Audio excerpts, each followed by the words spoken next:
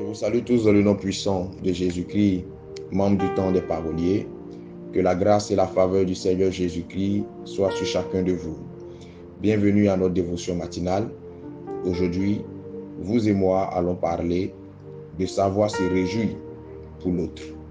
Ecclésiaste, le chapitre 4, à son verset 4, déclare ce qui suit.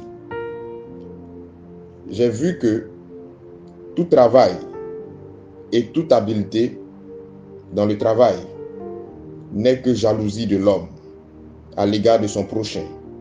C'est encore là une vanité et la poursuite du vent. Amen. Ce passage d'Ecclésiaste est assez profond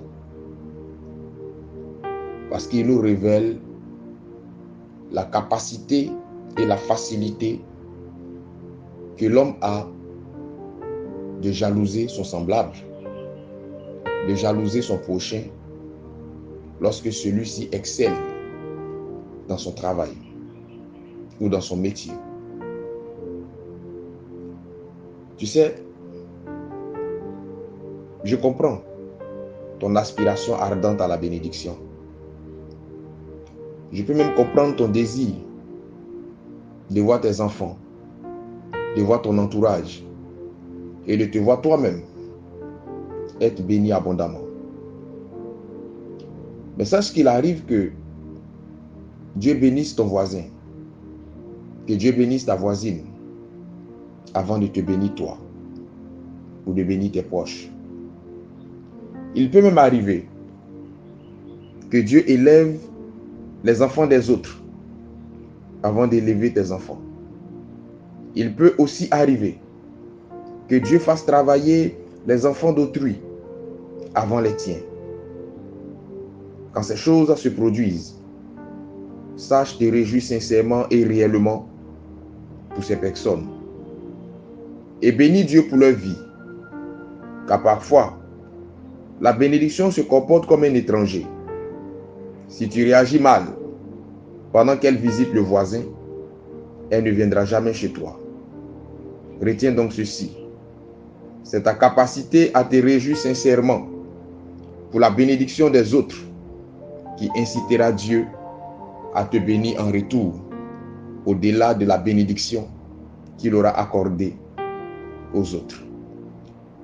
Quelle que soit la jalousie, quel que soit le mauvais sentiment qui pourra t'animer ou qui voudra t'animer face à la bénédiction de ton semblable, est la maturité spirituelle nécessaire pour rejeter ce sentiment et te réjouir pour l'autre. Prie plutôt pour que Dieu bénisse davantage cette personne et fais-le sincèrement. En le faisant, tu seras indirectement en train d'appeler la bénédiction à toi. Ce matin, nous allons prier toi et moi afin que Dieu étende sa main et que Dieu surveille ton cœur et que Dieu t'aide à ne pas te laisser dominer par de mauvais sentiments face au bonheur ou à la bénédiction de l'autre. Prions le Seigneur. Éternel notre Dieu, je veux te rendre grâce pour ta parole. Elle est vérité et elle est profonde, cette parole. Seigneur, je prie que tu étendes ta main. J'ai toujours eu la facilité d'aider les autres. J'ai toujours eu la facilité de me réjouir du bonheur des autres. Je prie que tu m'aides à maintenir ce cap et à toujours avoir cette attitude en ne m'oubliant pas, mais que Seigneur des armées, tu puisses aussi à mon tour me bénir pour que ceux pour qui je me réjouis aujourd'hui puissent aussi se réjouir pour moi.